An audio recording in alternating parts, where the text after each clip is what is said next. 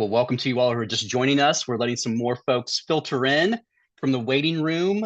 So I'm going to give us just a few more seconds before we introduce the topic and jump into the presentation. So maybe 15, 20 more seconds.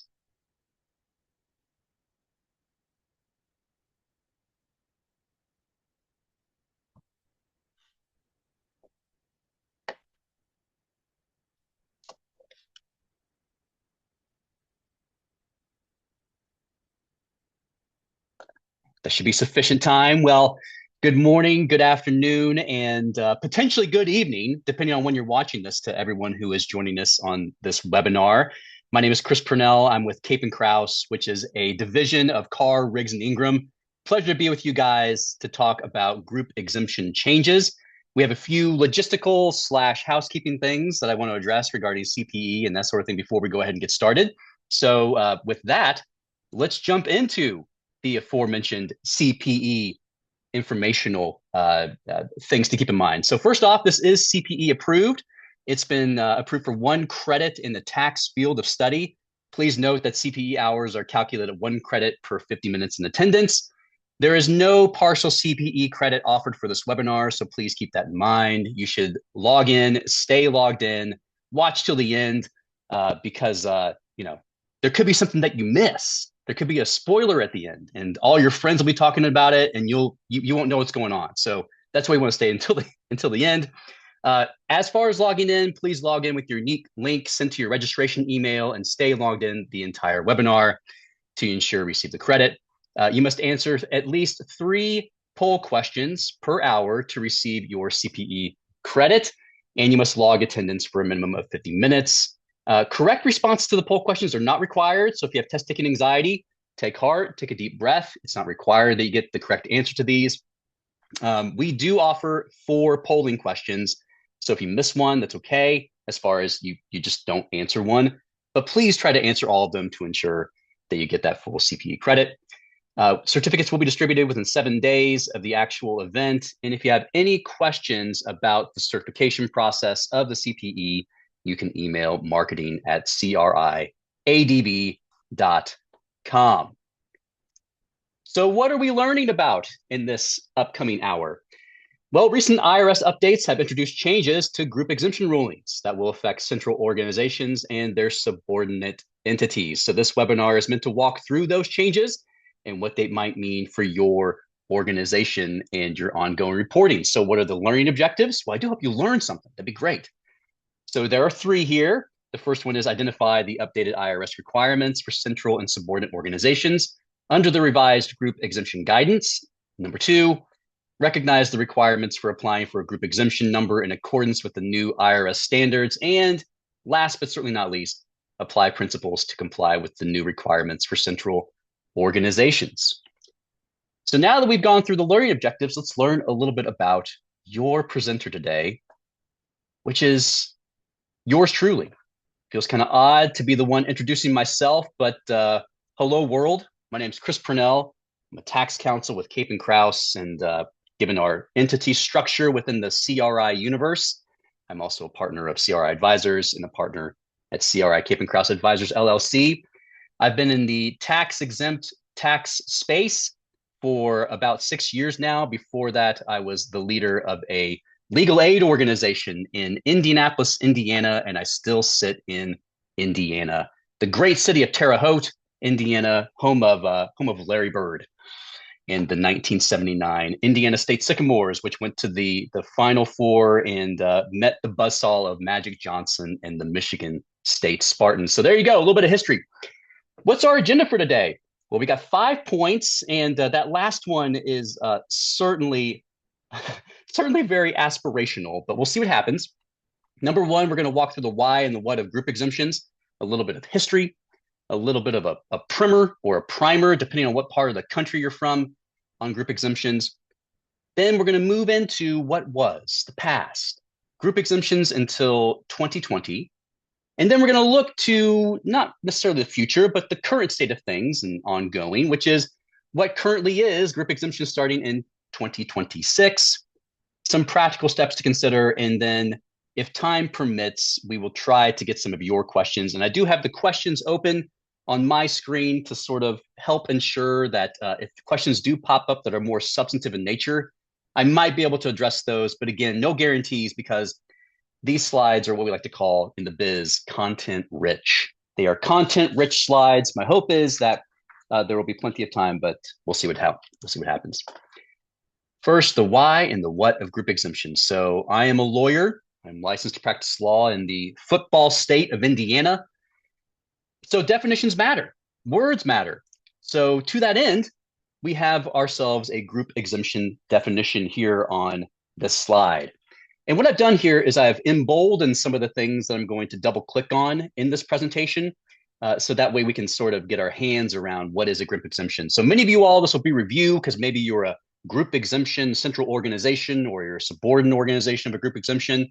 But for those of you who are maybe exploring whether you should apply for a group exemption number, this is for you. So the definition, quote, a ruling or determination letter issued to a central organization recognizing on a group basis the exemption under Section 501C of the Code, which, by the way, when this says the Code, it is referring to the Internal Revenue Code, of subordinate organizations on whose behalf the central organization has applied for recognition in accordance with Revenue Procedure 80-27.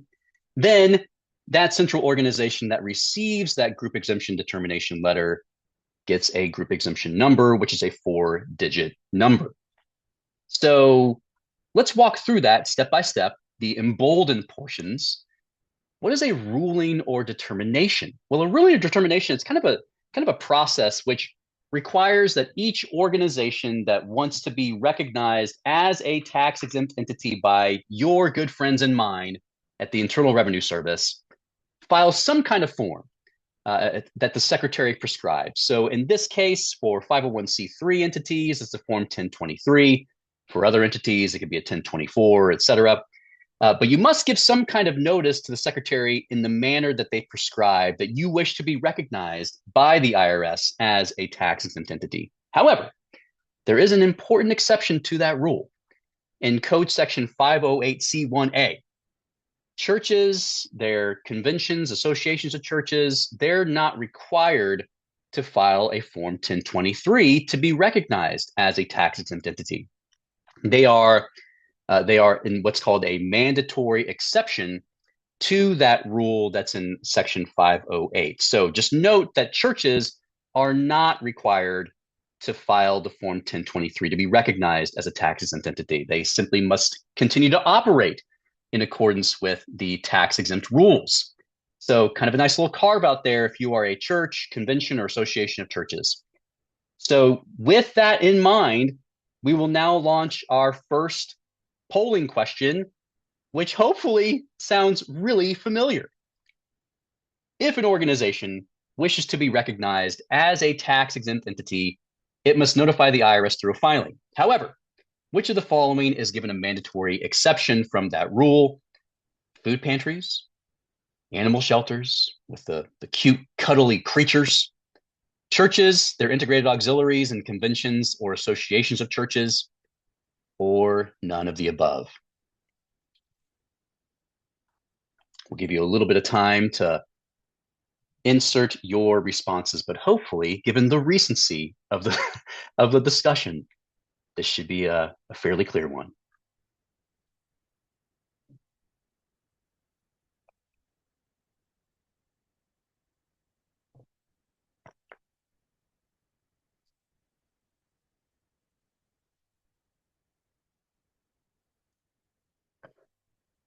All right. The answer to that question was 3: churches, their integrated auxiliaries, and conventions or associations of churches. So as noted in the immediately preceding slide, churches are not required to file the Form 1023 to be recognized by the IRS as a tax-exempt entity. Some more definitions, 2 on this slide. The first one is, what is a central organization? Central organization. The Code of Federal Regulations, section 601.201, it says, quote, a central organization is an organization which has one or more subordinates under its general supervision and control. Now, you may look at this and say, hey, that's not the most helpful definition in the world. It's kind of like saying a parent is someone who has a child. That's fair. It's a fair point, but such is life with the IRS and some of these things. The regulations indeed will have that kind of definition, circularity, but that's okay. So now the subordinate organization, we got a central organization. What's a subordinate organization? Well, a subordinate organization is a chapter, local, post, or unit of a central organization. So you're realizing there's this kind of relationality between the central organization and the subordinate organization. And now we're getting into, well, what does it mean when it says that they must be recognized under the exemption code 501c? Well, my suspicion is that many, if not all of you, know about code section 501c3, sometimes called 501(c). It does happen, but it is indeed 501c3. And 501c3 and others that are in the C paragraph, such as like a C4, a C6, a C7. There's a lot of different C's in the C paragraph, but C3 is the most popular.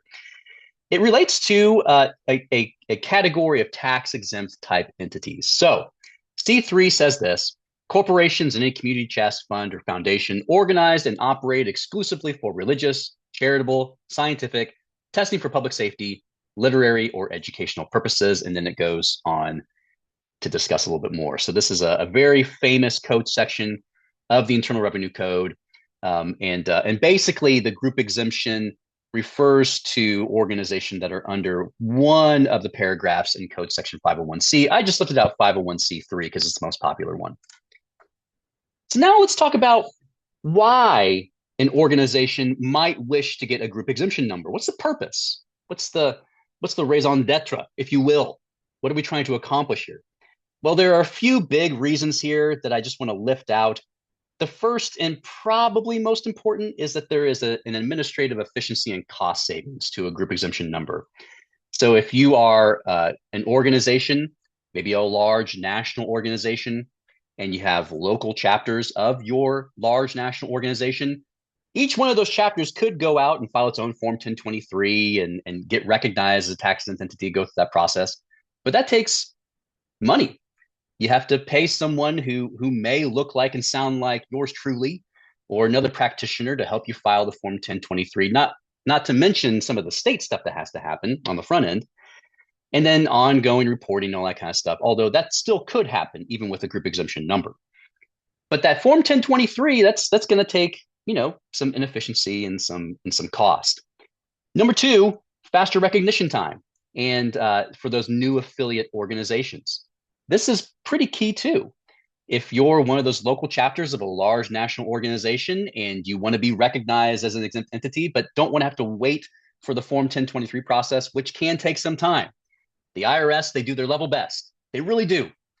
But it takes about 9 to 12 months for the IRS to actually process a Form 1023 without expedited processing.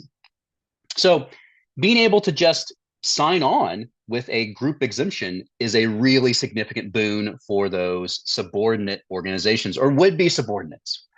Number three, centralized oversight and consistency. Man, we really love it when we have people overseeing our operations, don't we?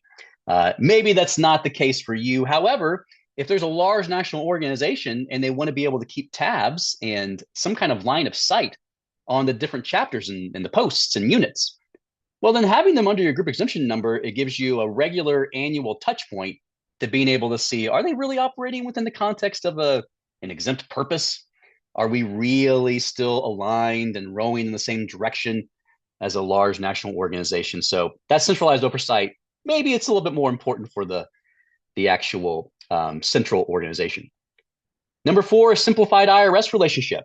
So the way you might want to think about this is that the central organization is kind of not running interference, is kind of an intermediary, if you will, between a subordinate organization or subordinate organizations and the IRS. And so the central organization is doing most of the communication with the IRS through its regular annual reporting. And number five, I'm certain there are others, but these are five that I chose. Number five is you can still maintain some sense of flexibility.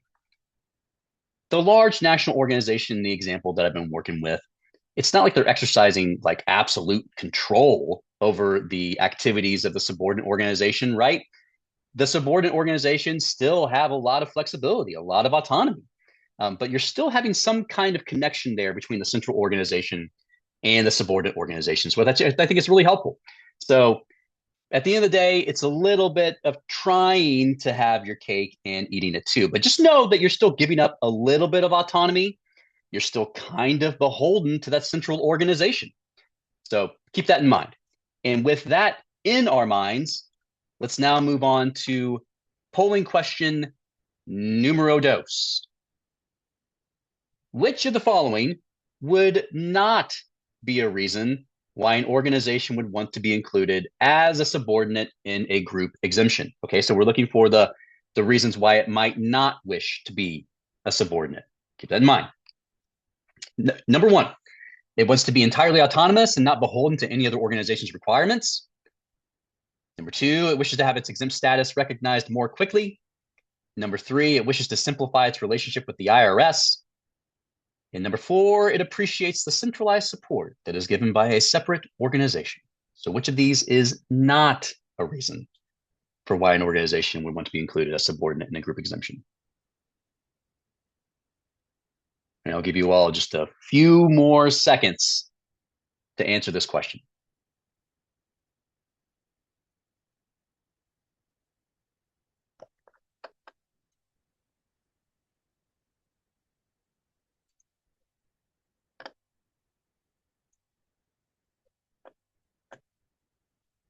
All right, hopefully you had a chance to respond.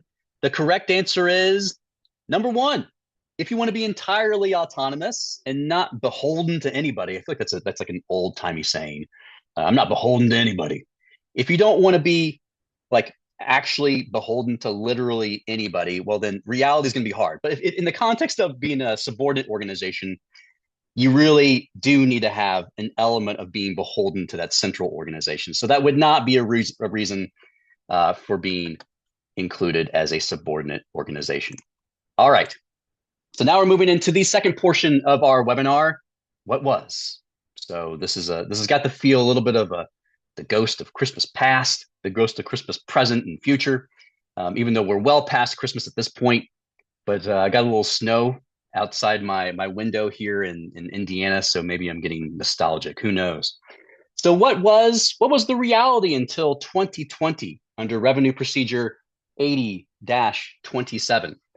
I'm going to go through four elements that I think will be illustrative of what the reality looked like, and I think that will help prepare us for the new reality that we're currently entering in as of January 20th this year. So application requirements, annual reporting obligations, central organization responsibilities, and then last but not least, the subordinate organization requirements. So get ready for a fairly content-rich slide coming up in 3, 2, 1. What were the application requirements for a central organization that wished to get a group exemption number? Well, here's what it looked like. You had a statement requesting the group exemption. You had a proof of central organization's exempt purpose. You had a description of the subordinates, which could be fairly fulsome or fairly minimal. Uniform governing documents, certification of supervision, and or control. So it didn't need to be both. It could be either one. Affirmation that subordinates were not private foundations if they were under Code Section 501c3. A list of those initial subordinates. And one thing to note here is that all subordinates, they had to qualify under the same Section 501c paragraph, so C3, C4, et cetera. Though those subordinates did not have to be the same as the central organization. So for instance, not common, but it could happen. You could have a central organization that's a C3, and then they could have a bunch of C4 subordinates or C6 subordinates or C7s, et cetera. The subordinates had to match amongst themselves, but they didn't have to match with the central organization. So let's continue on with the annual reporting requirements. What were you required to report on an annual basis? Well, did you add any new subordinates? Did you remove any subordinates? Were there any other changes in status? Can you confirm that there was supervision and or control over those subordinates that were added? So this is what it looks like. This is what it looked like, I should say, until 2020. Then what were the central organization responsibilities? Well, the central organization had to maintain its own tax exempt status under whichever paragraph it was under. It had to maintain that general supervision and or control of their own subordinates. It had to ensure that subordinates were operating in furtherance of some exempt purpose. So again, you're getting that sense that this really is kind of an intermediary relationship between the IRS and the subordinate organization. The central organization is kind of the go-between. It's standing between those subordinates and the IRS. Now, what were the subordinate organization requirements? Well, it had to be affiliated with the central organization, and there just wasn't a whole lot of meat on those bones with the nature of that affiliation. But you had to have some kind of affiliation, right? You had to be subject to the central supervision or control. You had purposes similar to the central organization, similar, not exact. You had to operate under uniform governing instruments amongst the subordinate organizations. And also amongst the subordinate organizations, you had to be exempt under the same subjection of 501c. So this is what it looked like until May 18th of 2020, when the IRS released Revenue Procedure 2020-36 and announced that in less than 30 days, or maybe 30 days, the IRS was going to halt the acceptance of new group exemption applications. So June 16th was the last day that the IRS accepted new group exemption applications under Rev Proc 80-27. So the 80 there is the year of our Lord 1980, way back in the 1900s. And that's what we were under. So from 1980 to 2020, and then even the 1980 version was kind of a callback to something from the 60s. So this was around for a long, long time. And Rev Proc 80-27 was a grand total of 7 pages long. So wildly short in the world of government paperwork. So from June 17th of 2020 until like a bolt out of the blue, January 20th of 2026, the IRS announced that it was now going to accept new group exemption applications. So for those of you keeping score at home, that is about 5.5 years. 5.5 years, June 17th, 2020 to January 20th of 2026. Now you may be thinking to yourself, hey, Chris, that seems like a long time. But I would submit to you that you can't rush greatness. Michelangelo's David took 3 years. The Sistine Chapel took 4 years. Leo Tolstoy's War and Peace took 6 years. So this is a work of art. This is a thing of beauty that the IRS was working on over the course of 5.5 years. So you can't rush greatness, as they say. And man, it really is quite a gem. It moved from 7 pages in Rev Proc 80-27 to nearly 50 pages in the Rev Proc that we're getting ready to study. So as we think about what was, let's look at our third polling question related to what used to be required by the IRS in these group exemption applications. And I wrote these questions in such a way that they're a little bit tricky. It's not intended to be that way. Again, like I said before, I'm a lawyer, so we're a little bit slippery as it is. It's just part of the training. Forgiveness hopefully is extended. But here is the question. All of the following statements are true except. Now, I could have made that really tricky and said all the following statements are not true except. So, be grateful they didn't do that. So all the following statements are true except. So find the false one. Number 1, the IRS paused accepting group exemption applications between June 17th, 2020 and January 20th, 2026. Number 2, prior to 2020, a central organization was not required to formally request a group exemption number. Number 3, a central organization is required to demonstrate that it is exercising supervision and or control over the subordinate organizations under its group exemption. That should say and or control. And last but not least, prior to 2020, a central organization was required to annually report to the IRS certain information related to its group exemption. And we'll just wait for a few more seconds.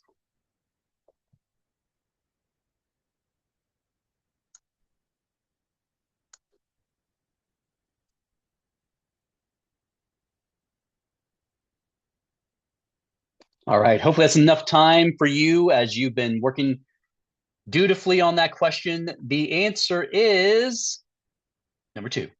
Prior to 2020, a central organization was not required to formally request a group exemption number. That statement is false. Even prior to 2020, a central organization was required to formally request a group exemption number if it wanted to. So there you go. That's the false statement. All right, now let's look forward or look straight ahead, however your vantage point looks, however you want to work that metaphor to what is group exemptions starting in 2026.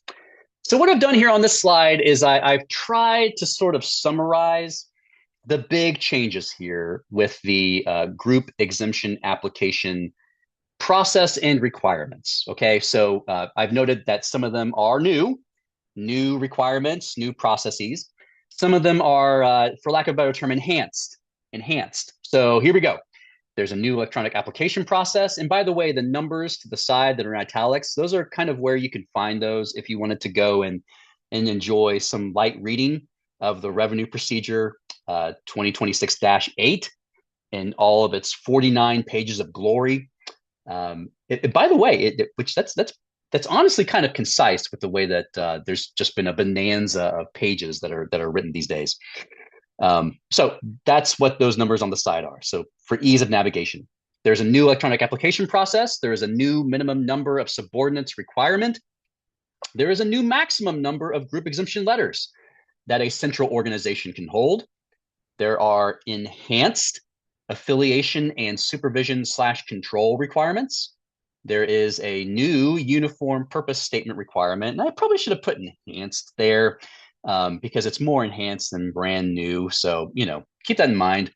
And then last but not least, there is enhanced supplemental group ruling information, SGRI, reporting requirements. So let's jump into that first big change, which is the IRS has made the great leap forward into the future. Future is now, says the IRS. They've got fax machines and cellular telephones, all kinds of crazy stuff. It's like out of the Jetsons. So now they've modernized to the point of having an electronic application process. So they moved to an electronic application process with the Form 1023 back in 2021. They moved the Form 8940 to a similar electronic process back in, I want to say 2023. And now group exemption applications are part of the Form 8940. So since that is electronified, I think that's a word, now you can use that same electronic website to submit this. So it's pay.gov. So you have to create a pay.gov account. The user fee is $3,500. And the way you get started is you have to submit your organization's info, like name, address, EIN. Now, you may wonder to yourself, okay, Chris, we don't yet have our own tax exempt application that's been recognized by the IRS or processed by the IRS. Is there a way for us to actually do our own Form 1023 as an organization while at the same time doing the group exemption number application process to be a central organization? And the answer is yes. Yes. A central organization can request recognition of its own exempt status concurrently with the group exemption application, which, by the way, if you can use concurrently in a sentence, man, good for you. Good for you. You got some cool friends and you're able to do some really cool things. So count your blessings. But you can do those things concurrently. Some more information about the electronic application process. Again, I should have warned you, this is a very content-rich slide. There will be another one immediately following this one. So if you need your glasses, feel free to get those out. I've tried to embolden the things that I want to go ahead and lift out, but just know that this is meant to be somewhat comprehensive, so that way you can look back at the slide presentation and just wistfully remember the wonder of it, first off, but also maybe to help inform you as you're going through your own group exemption application process.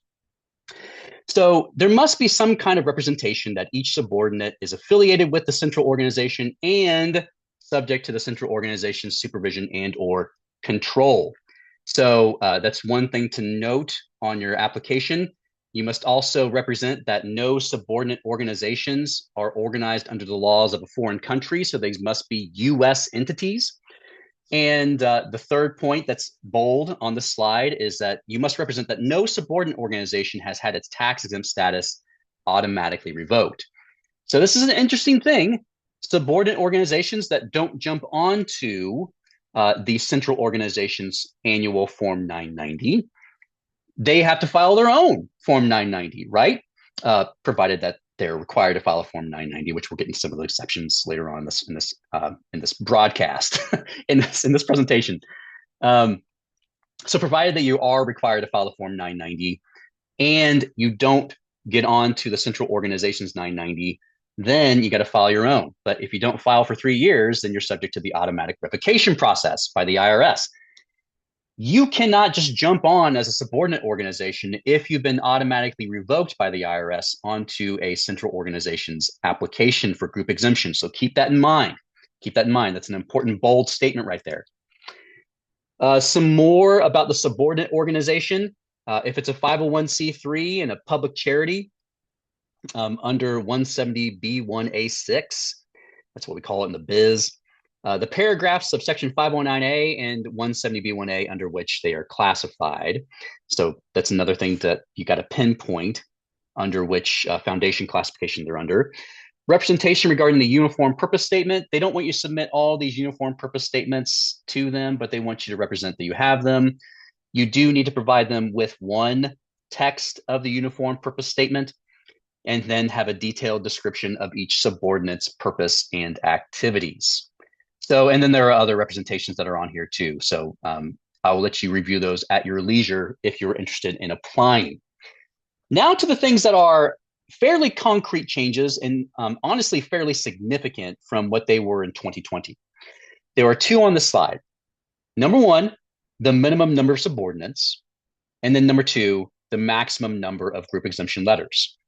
So it used to be that so long as you had one subordinate, you could apply for a group exemption number. Well, now the IRS really wants you to have 5, and by really wants you, I mean they require you to have at least 5 subordinates in order to obtain a group exemption number.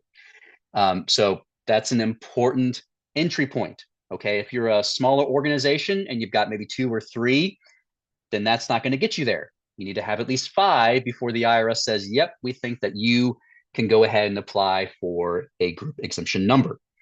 Then once you've gotten in the door with your 5, you have to have at least one subordinate to maintain the group exemption number. Now you may think to yourself, wow, like that seems commonsensical, right? Wouldn't you like not have a group exemption number if you say did not have any subordinates? Well, many people just held on to the number. That way, just in case, right? Just in case they needed a subordinate in the future, or just in case they needed that group exemption number for a would-be subordinate. Well, now the IRS is saying that you have to have at least one subordinate, a live, ongoing subordinate organization, in order to actually maintain that group exemption number. And then the second concrete change on the slide. There must be a maximum number of group exemption letters for the central organization of 1. There can be only 1 group exemption number per central organization. So this is a really key change. You may think to yourself, hey, Chris, I've been collecting group exemption numbers. It's like Pokemon. Like I got to catch them. I got to catch them all. Well, you may have some work to do maybe over the course of this transitional relief period, which we'll get into how long that is later on in this presentation, where you need to go ahead and limit yourself to a single one. Some other enhancements that have taken place with this revenue procedure relate to the affiliation and then supervision control requirements. And we'll take each of those in their turn. So what's affiliation? Well, affiliation is demonstrated by facts and circumstances that show that the subordinate is a chapter, local post, or unit of the central organization. Now, again, I get it. You're probably saying, hey, Chris, what does that mean? Sounds like gobbledygook. Well, I get it. But here's some of the facts and circumstances the IRS would look at. Maybe inclusion in a group return. Maybe you have a directory of subordinate organizations that's updated annually by the central organization. If you're a church, convention, or association of churches, you can demonstrate affiliation through common religious bonds or convictions with a central organization, where you can show, here's our statement of faith, here's our subordinate statement of faith that they sign on to, we share this together. So really, you're looking at a facts and circumstances analysis, which if you're a practitioner in the tax space or just the IRS space more generally, you get it. Like the facts and circumstances, either they're enumerated and it's exhaustive and they give you all the facts and circumstances that can be used, or it's more non-exhaustive. So here we've got some examples: affiliation, facts and circumstances. But just know that if you're a church or convention or association of churches, you can demonstrate that affiliation through common religious bonds. So now we've got affiliation set to the side. Now we're going to move over to the supervision or control requirements. So remember, it's a key thing to keep in mind, that it's supervision or control. You don't have to demonstrate both, but you got to have one. All right. So what's supervision? Well, supervision is a little bit more. It's a little bit more loose. But here are the two prongs you're looking at. Number one, the central organization annually. So there's an annualized requirement here, just so like you celebrate your birthday or anniversary, Christmas every single year. You got to do this every single year. Annually obtains, reviews, and retains info on the subordinates' finances, activities, and compliance with annual filing requirements. Basically, it's your Form 990. And I've got that down at the bottom of the slide, that the first prong here, this annually obtaining, reviewing, retaining, etc., this can be fulfilled by just getting access to your subordinates Form 990. Now, if your subordinates an organization that's not required to file the Form 990, such as a religious organization like a church, convention, association of churches, etc., then you don't have to fulfill that prong. Okay, so that's an important distinction. If that's not a required Form 990 filer, then you don't have to fulfill that requirement. And then number two, the second prong of supervision, annually transmits written materials to and or educates or informs the subordinates about how to maintain tax-exempt status, including the annual filing requirements, e.g. IRS Publication 557 or Publication 1828. So two different IRS publications that walk through tax-exempt status for your organization or religious organization, depending on what makes the most sense for your particular subordinates. This is more just kind of like telling your subordinates, hey, in case you were thinking about doing things that are not consistent with your tax-exempt status, you should think again. Make sure that you review this document. You read IRS Publication 557, which honestly is pretty good reading. Which, quick timeout, many of these IRS publications are actually quite good. They're fairly concise. Their explanations are not so comprehensive that you start to lose interest, but rather they're just comprehensive enough. So a lot to commend these. You just need to get these out to your subordinates and make sure they understand them. So those are the two prongs of supervision. Now let's talk about control. When you hear the word control, you may bristle, right? Because chances are you're an American and it's 2026, which means that you're probably already planning your semi-quincentennial celebrations from 1776 to 2026. You're going to let freedom ring. So we don't like control. Control is a big deal. And as you'll see in the way that you can demonstrate control, it's a lot. It's you really must demonstrate like control in the kind of the formal sense. So what are some ways to demonstrate control? Well, the central is able to appoint a majority, or actually appoints a majority of the subordinates board of directors. The central appoints a majority of the subordinate organization's officers. Central organization and subordinate organizations have a majority of shared board members, so there's overlapping board members. And then central and subordinates have a majority of shared officers, or there's some kind of written agreement that has an alternative path to control. For example, approval of directors, right to removal of directors, some kind of management agreement where the central organization is exercising what you would think of as control. They're able to do things to the central or the subordinate organizations. So that's a pretty high bar, and it may apply in many organizations, but my suspicion is that that is not the majority of what folks are going to be going for. My suspicion is that we're probably looking mostly at supervision. If we're looking between supervision or control, we're probably looking more at supervision than control. Just because supervision is significantly easier to demonstrate in this space. And then one more thing to mention here in kind of the substantive things before I get to the reporting requirements. and what that looks like is this uniform purpose statement requirement. So if the subordinate organizations have the same exempt purpose, meaning that they're under the same section 501c paragraph, they have to have a uniform purpose statement in governing documents. So what does that mean? Well, it means that if you have different organizations that have they have to share the same purpose statement. So schools have the same as schools, hospitals with hospitals, etc. So those purpose statements in their governing documents are going to be very important if those subordinate organizations share a similar or the same exempt purpose. They have to have the same purpose statement. Now, what does that mean for you pre-existing or currently existing group exemption number holders? My suspicion is I haven't had a chance to take a look at the questions yet, but they're probably flowing in where people are wondering, hey, what does this mean for me, Chris? What does this mean for me as a group exemption number holder currently? Well, here's just a little taste, all right? Just a little taste. I'm going to get to you in a second, but a little taste is those pre-existing organizations, you do not need to amend your governing instruments to conform to this requirement. Okay, so if you were able to get through the documentary requirements under 80-27, you've got your group exemption number.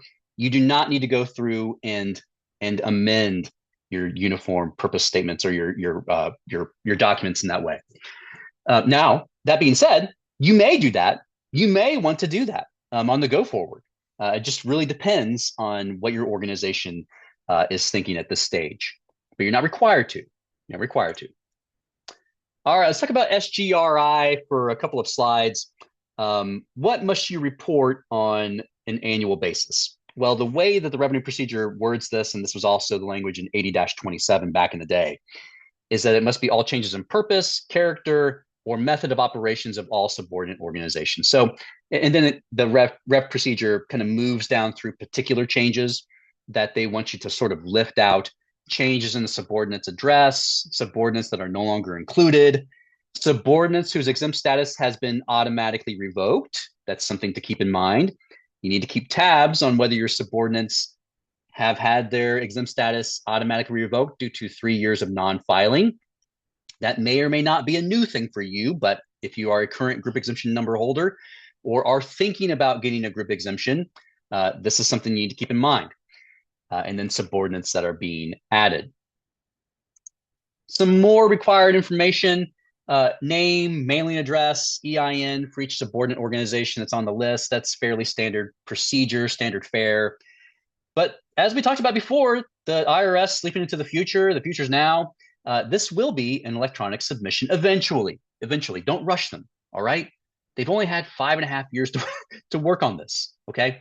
So give them some more time, and then they're eventually going to create probably some sort of portal, or maybe just on pay.gov, they'll work through that. But there's going to be some kind of SGRI submission process that's going to be primarily electronic. Well, when must it be submitted? Well, between 90 and 30 days prior to your tax year end. Okay, so this is, making sure that you kind of calendar these things effectively. If you have a December 31 year end, then at the latest, it's going to be the end of November, beginning of December. When you need to submit this at the earliest, it's going to be, I should have prepared this before I got on this webinar, 90 days prior to December 31. What is that? September, late September, September 30th, somewhere around there, beginning of October. So keep that in mind. That's your timeline for making these reports. The IRS did note that this wasn't quite ready yet, the electronic submission. So here's an address for where to send that information once you start doing your SGRI reporting. Now, everyone thinks that they're an exception to the rule. My suspicion is that you think you're an exception to the rule. You're exceptional. It's true. But there are exceptions for the SGRI reporting. The big one here, you're noticing a theme. There is an exception for churches or conventions or associations of churches. If the central organization is a church, convention, or association of churches, and it maintains a group exemption letter, it is not required to submit the information. So this is a key exemption for those of you who are churches, conventions, or associations of churches. So keep that in mind. All right. With all of that in our brains, just hold it right there in the confines of our minds. Let's now move on to our fourth polling question, which is all of the following are changes from the old group exemption requirements, except, again, many apologies for the except, but I'm just trying to keep things fresh. All the following are changes from the old group exemption requirements, except. Another way to read that is which one of these is not a change? Number one, a central organization must have at least 5 subordinate organizations when it applies for a group exemption number. Number two, a central organization may only have one group exemption number. Number three, central organization must now apply for a group exemption number via pay.gov. And number four, a central organization must maintain its own exempt status. Must maintain its own exempt status. I'll give you all a few moments.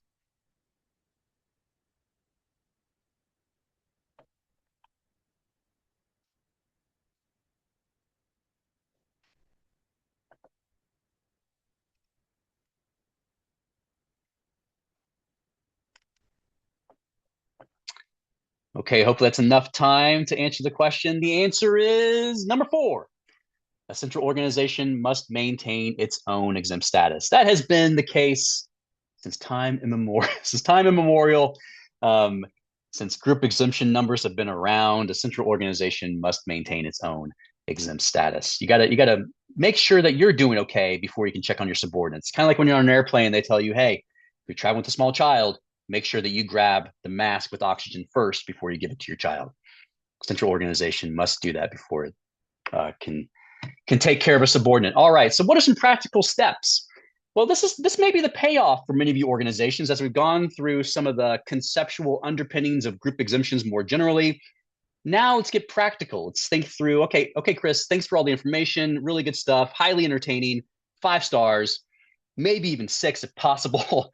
But what are some things I can take away from this?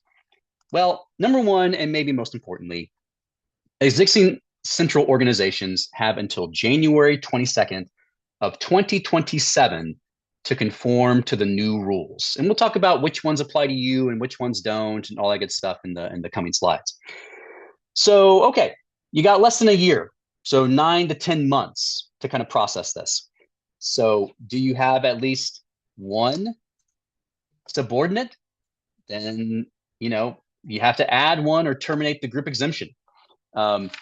If you don't have one, then you need to make sure that you get one. That's what I'm trying to say there. Do you have more than one group exemption letter? Then you must terminate all of them or make sure that you have just one. Is it because you have no affiliation and supervision / control of a subordinate? Well, ensure that they are under your affiliate with you or have supervision control over them or remove them from your letter. Do you have subordinates that are in different paragraphs of Section 501c from each other? Then you have to remove those not described in the same paragraph. So you're kind of seeing that there are some concrete things to kind of walk through and consider here as you have this period of time during which you have some transitional relief. Could the IRS extend that transitional relief for a period of time? They could, but don't bank on that. That is not guaranteed. Well, you might say tomorrow is not guaranteed to any of us, Chris, and that is true. That is true.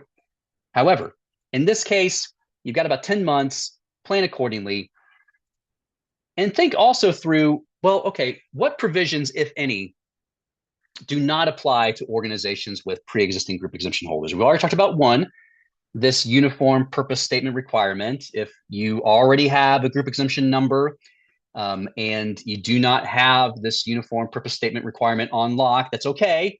You're not required to, but it's, it may be something to encourage and work towards. There is a prohibition on type 3 supporting organizations in the group exemption subordinate realm. That does not apply to you if you're a current group exemption holder. There's also a prohibition on qualified nonprofit health insurance issuers. That does not apply to you if you're a current group exemption holder. And the last one, the requirement for authorization by the subordinate organizations. There is a sign-off that's required by the subordinate organizations in new applications. That's not required if you are a current holder of a group exemption number. But you want to confirm clear affiliation, right? To the extent that you can, making sure that question is really easily checked, the facts and circumstances and that sort of thing.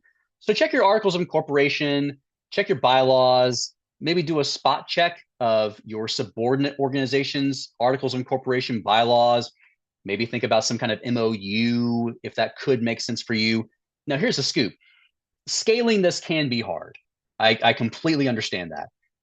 This is going to look different for an organization, a large organization that may have 100 to 200 different subordinate organizations versus an organization that maybe has 5 or 6.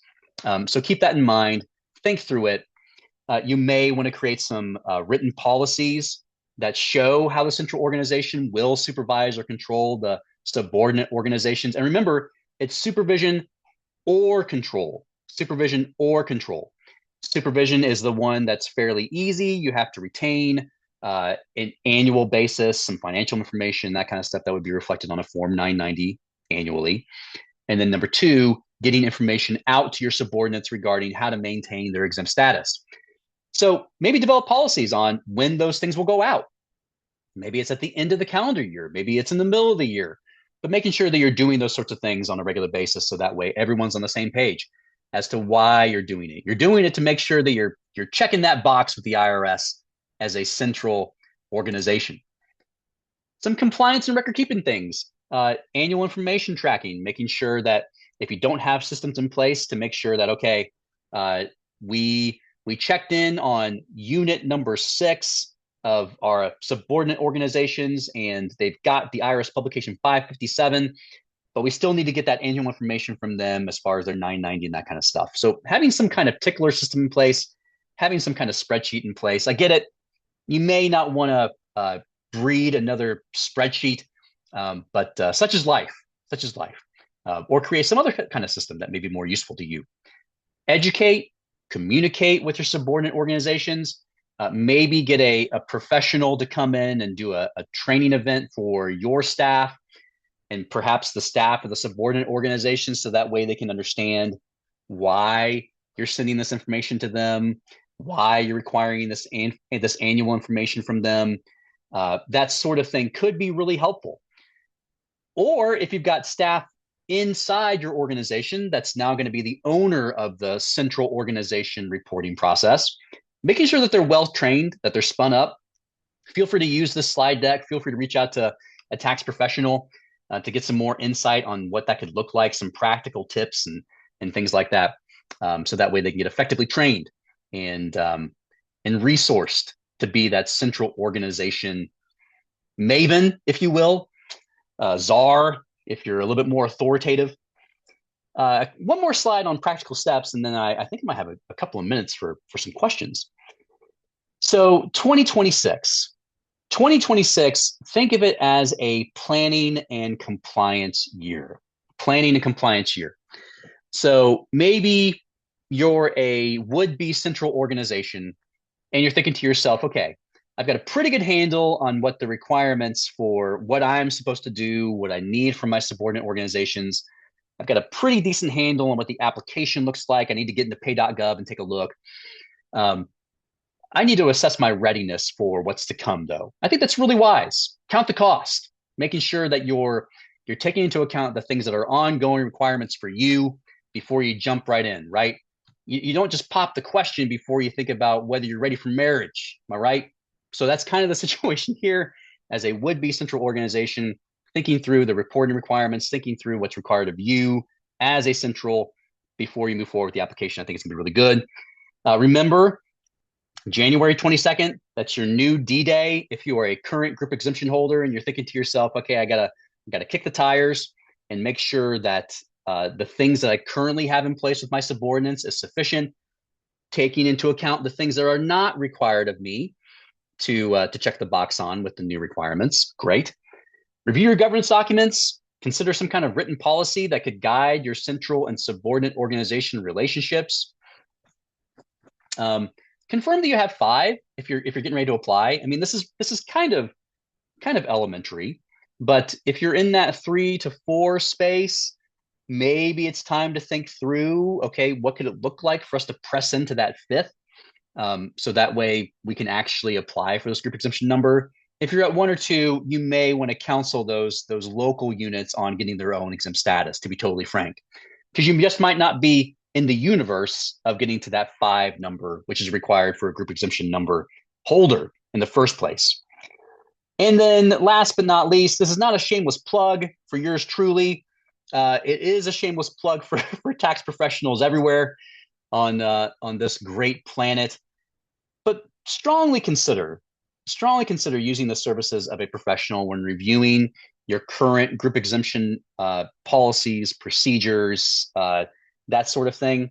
And then if you're thinking about applying for one, maybe have a conversation with a tax professional so they can kind of walk you through some of the concepts that you've been exposed to here on this webinar, but also things in the future, thinking through what you might need to have in place in order to have reporting go smoothly when the time comes. All right, so questions. I'm going to take a quick look over here at some of the questions that came in. Bear with me a second. Do any of these changes affect existing group exemptions? Yes, but not all of them. See the slide deck. I'm not going to say that for every question, by the way, just that one. As a convention, are we required to annually report all the new churches falling under our group exemption? Or does this fall under the mandatory exemption? It falls under the mandatory exemption. So those, the SGRI requirements, they do not apply to churches, conventions, and associations of churches. Then another question, clarify page 29. Sorry, I'll have to get back to you on that one. Feel free to reach out to me via email. My email is on the last slide here, and we can talk through that. For control, do you have to do all or one of those on the list? Just one. Yeah, you don't have to have all of those in order to demonstrate control. So that's good. Scott, so is it supervision and control or supervision or control that must be demonstrated? Yeah, that's a really key distinction. It is supervision or control. I was being confusing because I said supervision and or control because, I mean, I suppose you could have both supervision and control, but it just needs to be one or the other, okay? Affiliation, yes, and then supervision or control. All right. Would a group exemption qualify the central and subordinate organizations as an association for purposes of group health insurance?